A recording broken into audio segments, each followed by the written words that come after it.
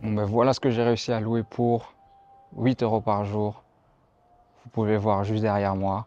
Je vais vous faire découvrir le monstre et c'est quoi le plan que j'ai trouvé pour pouvoir louer ça. Évidemment, c'est des blagues, mais j'ai réussi à louer ça pour 8 euros par jour. Et franchement, ouais, c'est peut-être pas une Porsche, mais c'est pas mal du tout. Je vais vous expliquer comment j'ai fait. Bon, je vais vous montrer plus en détail la voiture juste après, mais vous le savez probablement que quand tu viens à Marrakech, même au Maroc en général, un des postes de dépenses qui reste important, c'est les locations de voitures. Et donc ça devient de plus en plus cher. Donc je me souviens, moi au début quand je venais, on parlait de 25 euros, après c'est devenu 35. Aujourd'hui on parle de 40 euros. Donc c'est vite très très coûteux. Mais encore une fois, quand tu fais un peu de recherche, tu te rends compte que en fait, tu peux trouver des bons deals et des offres intéressantes au niveau des locations de voitures. Moi ici, comme je reste sur du long terme, forcément, payer des sommes pareilles, si tu payes 35 euros par jour, ça veut dire, voilà, en une dizaine de jours, tu es déjà à 350 euros. Sur 2 mois, ça te fait 1000 euros la location. Pour moi, comme je reste sur du long terme, ce n'était pas possible. Et pour l'instant, je ne suis pas pressé d'acheter une voiture sur place. J'attends d'abord de me poser. Donc il fallait que je puisse louer une voiture sur du long terme sans que ça me ruine. Et donc j'ai trouvé un site en ligne qui s'appelle Discovery Cars. Je vous mettrai le lien en description. Et donc ce site, il te permet, en fait c'est un comparateur comme tu as pour les vols. Non, parce que là ça va faire du bruit. Voilà, je suis rentré dans la voiture, je serai plus au calme. Donc ce que je disais, c'est que Discovery Cars, c'est un site de comparateur d'offres de location de voitures. Donc tu as plusieurs sociétés qui sont mises en compétition et c'est pour ça qu'il y a un incentive, une motivation à proposer le meilleur prix, parce que sinon forcément si tu n'es pas suffisamment compétitif, personne ne va venir chez toi. Et pour toi en tant qu'utilisateur, en tant que locataire, ça te permet d'avoir accès à une multitude d'offres au même endroit. Donc je les ai utilisées, la voiture ça fait à peu près 2 semaines que je l'ai, je la rends bientôt. Et franchement, tout s'est bien passé. Ça a été super, super simple au niveau de la réservation. J'ai déjà loué plusieurs voitures par le passé au Maroc. Donc au niveau du service, c'est toujours assez similaire. Là, c'est vrai que peut-être je pourrais appuyer que pour le prix, tu sens bien qu'au niveau du service, c'était en dessous. C'était un peu galère pour nous trouver à l'aéroport. Ils voulaient même que nous, on vienne jusqu'à eux parce qu'ils ne voulaient pas rentrer dans le parking. Il a fallu insister. Ils étaient censés nous donner un siège pour bébé, c'était 30 euros donc pour toute la durée, donc c'était pas cher, mais je vais vous mettre des images du truc. Voilà, on dirait qu'ils sortent d'une déchetterie, c'était absolument pas utilisable, c'était extrêmement inconfortable pour notre fille. Donc elle se plaignait, elle pleurait même avant de rentrer dedans, c'est pas un enfant qui se plaint, donc on a vite capté que ça allait pas être possible. Donc on l'a mis sur le côté, on a dû aller en acheter un neuf. Donc voilà, au niveau du service, c'est vrai qu'il y a quand même des petites choses qu'il faut prendre en compte. Maintenant, tu peux pas tout avoir. Pour 8 euros, franchement, moi, je suis plus que satisfait. 8 euros par jour, sur une dizaine de jours, ça veut dire ça te coûte 80 balles. Tu le prends 2 semaines, ça te coûte que 100 balles. C'est le prix de ce que te coûterait un leasing pour une voiture comme ça en Belgique. Donc, ça te fait franchement reconsidérer l'idée d'acheter, parce que tu as tout qui est compris dedans. Tu as l'assurance de base, donc tu n'as pas de limitation au niveau du kilométrage. Donc franchement, c'est des petites voitures sympas qui consomment pas grand chose, qui sont faciles à conduire. Tu peux voir, c'est une automatique. Donc pour moi, gros plus. Voilà, j'ai horreur des gens, hein, on va se reconnaître, qui laissent constamment des déchets dans ta voiture. Tu vois, tu as le CarPlay ici. Avec Waze, tu as Spotify, tu as ton téléphone, tu as tout ce que tu veux, tu as un GPS qui est intégré. C'est une voiture qui est assez récente. Donc non, franchement, et en plus pour une petite voiture comme ça, je m'y attendais pas, mais c'est quand même très spacieux. Enfin très spacieux, on se comprend, mais si vous saviez ce qu'on a réussi à charger dans l'aéroport, parce qu'on avait demandé à une connaissance qu'elle vienne avec un véhicule supplémentaire parce qu'on était persuadé que ça allait pas être suffisant. Voilà, c'est une petite voiture, hein, comme vous pouvez voir, c'est un tout petit coffre. On a réussi à mettre 2 grosses valises, on a mis 2 petites valises, une poussette, il y avait le siège bébé, il y avait nos sacs aussi, j'avais un sac de caméra, un sac d'ordinateur, il y avait le sac de linge pour le bébé. Franchement, on était 2 plus notre bébé, donc franchement, c'était un système assez... on a vraiment joué à Tetris, on a réussi à tout rentrer. grâce à l'aide justement des gars qui nous ont apporté le véhicule et la connaissance qui était là. Donc merci aussi à elle. On a fait le voyage, on est rentré, c'était une vingtaine de minutes de l'aéroport. D'ailleurs, si vous voulez voir le logement, je vous mets la vidéo à la fin, comme ça vous pouvez checker. Et surprenamment, ce véhicule, il est top. Moi, il me suffirait grandement pour vivre ici. Et c'est des prix qui sont abordables, parce qu'autrement, tu ne peux pas louer aujourd'hui des véhicules qui coûtent 30-35 € par jour. Si tu fais du long terme, tu peux pas, ça va devenir un poste de dépense qui est beaucoup trop important.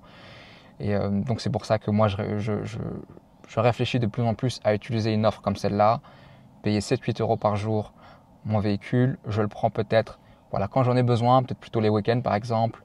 Allez, par exemple 3 jours par semaine, si tu calcules, ça fait 8, 16, 24, ça te fait aller 25 balles en arrondi par semaine. Ça te fait que 100 balles de dépenses par mois pour ton véhicule. Tu rajoutes en plus de ça le carburant. Une voiture comme ça consomme rien du tout. Tu vas peut-être faire un plein de 50 €. C'est franchement beaucoup plus intéressant que de dépenser là maintenant une grosse somme d'argent pour louer une voiture, pour acheter une voiture, sachant que c'est une grosse dépense, que ça monte vite et que pour mettre 10 ou 15 K dans un véhicule, même un véhicule simple, pour l'instant, je préfère avoir des solutions comme ça, me débrouiller et garder ce capital, parce qu'on ne sait jamais pourquoi il pourrait me servir. Vous savez, ici, moi, je recommence un peu tout à zéro, donc je reste attentif d'un point de vue business, d'un point de vue opportunité. J'ai pas envie de vider mon compte de 10, 15, 20 000 € pour une voiture. C'est franchement pas le move qui est le plus intéressant. On y va étape par étape. Tu peux encore te débrouiller selon les villes dans lesquelles on va atterrir. Tu peux encore te débrouiller facilement sans véhicule. Tu as tout généralement qui est à proximité. C'est comme si à chaque fois tu as des mini centres-villes partout avec leurs petits marchés, etc. Donc c'est quand même facile pour te débrouiller. Et quand tu veux sortir plus loin, tu prends un taxi. Et pour les week-ends où tu veux faire plus de sorties, là tu loues la voiture. C'est un petit peu ça le plan. Juste une remarque. 8 € c'était donc le plan de base. Tu peux rajouter une assurance Omnium de 8 € supplémentaires. Donc ça te ferait 16 € par jour. Moi c'est ce que j'ai fait personnellement. Maintenant je suis en train de réfléchir. Et là je suis curieux d'avoir un retour de gens qui sont ici au Maroc, parce que y a beaucoup de gens qui m'ont conseillé, qui m'ont dit ouais, prends là, c'est mieux et tout. Mais maintenant je me repose un peu la question, je me dis est-ce que c'était vraiment une bonne idée, parce que tout simplement quand je regarde un petit peu les conditions, c'est si jamais j'ai un accident, si jamais j'ai un pépin, en fait l'assurance elle est auprès de Discovery Cars. Donc l'application, le site web qui fait l'intermédiaire pour nous louer les voitures, elle n'est pas auprès de la personne qui loue la voiture. Donc en gros, lui, il va probablement, il va prendre son argent. Donc imaginons, il y a du dégât pour 500 ou 1000 €, il va te les prendre sur la caution, et puis toi, tu dois te débrouiller pour avoir des preuves, des réparations, donc c'est lui qui doit te les donner. Donc tu dois t'assurer que le gars, il fasse bien, que quand tu fais le suivi, le gars, il est réactif, parce que lui, de son côté, il a eu son argent, donc c'est vraiment purement pour t'aider, il n'a pas besoin de te fournir ce document. Peut-être qu'il a été chez un carrossier qui connaît, où il n'y a pas de facture, où il n'y a pas de papier, ou que sais-je. Et donc toi, tu vas te retrouver dans une situation où tu vas galérer, tu vas courir pour obtenir le papier pour pouvoir te faire rembourser par Discovery Cars. Donc quand je réfléchis comme ça, je me dis franchement, peut-être que l'assurance de base, ça suffit. Ça suffit. Et je pense qu'à l'avenir, je vais faire ça. Je paye mes 8 €, mes 7 € et je rajoute rien d'autre comme service. Si tu as un petit pépin, généralement, ce sera un petit peu de tôle de la carrosserie. Tu vas chez un carrossier ici, ça coûte pas très cher. Tu le répares toi avant de rendre le véhicule. Moi, je pense que c'est la chose la plus intelligente à faire. Et donc, comme je le disais, voilà, tu as les places ici derrière. Et comme tu peux le voir, tu as le petit coffre. Je vais vous montrer. C'est assez petit, mais franchement, c'est abusé ce que ça prend. Et ça fait vraiment l'affaire. Regarde ici. Tu vois, honnêtement, on rend de la poussette dedans, on a encore de la place. Donc, c'est du petit coffre. Mais c'est du petit coffre qui dépanne bien, c'est juste ce qu'il faut. Tu vois franchement que les Asiatiques, je pense c'est coréen, tu vois franchement qu'ils savent ce qu'ils font. C'est vraiment des voitures pratiques et c'est des voitures, pour ceux qui connaissent, ceux qui a, etc. D'un point de vue moteur, c'est quand même des voitures qui sont relativement fiables, donc tu n'as pas trop à t'inquiéter. Donc ça, c'est la voiture de l'extérieur. Voilà, petite voiture, bien entendu, elle est crade. Donc les pare-soleils, là, c'est nous qui les avons rajoutés. Ainsi que le siège auto, comme j'ai dit ici, il est neuf. Globalement, la voiture elle est en bon état. Après, si vous le savez, ici, une voiture au Maroc, quand tu la loues, c'est beaucoup des étrangers qui louent. Donc, il y a beaucoup d'accrochages, beaucoup de petits accidents. Donc, moi, je me souviens, on avait loué une Dacia Duster neuve à Casablanca et on avait eu un bon service avec eux. Donc ce qu'on a fait, c'est que quand on est revenu, on a reloué la voiture. Donc nous, on l'avait eu nickel, on l'avait rendu nickel, mais un an plus tard, la voiture, elle était cabossée de partout. Donc ça, il faut faire attention, bien noter tous les dégâts parce que voilà, tu peux regarder ici par exemple.